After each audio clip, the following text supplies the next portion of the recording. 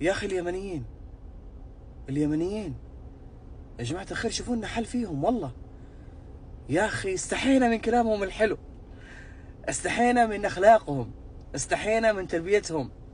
والله يا جماعة الخير في أصوات في السوشيال ميديا جميلة، في يمنيين مقيمين في السعودية، كلام طيب عن هذا البلد وعن هذا الشعب. يمنيين شرفاء، يمنيين كرام. اليمن أصل العروبة، فيها الكرماء وفيها العلماء وفيها الأدباء. يا أخي أسأل الله العلي العظيم يعني أن يرجع اليمن في أمن وأمان وازدهار. أسأل الله العلي العظيم أن يجعل اليمن يرجع زي أول وأحلى من أول بإذن الله تعالى، وهم شعب وأخوان وأعزاء وكرماء علينا إحنا كسعوديين. والله يا جماعة الخير في السوشيال ميديا يمنيين صراحة أنا استحيت من كلامهم الطيب عن هذا البلد.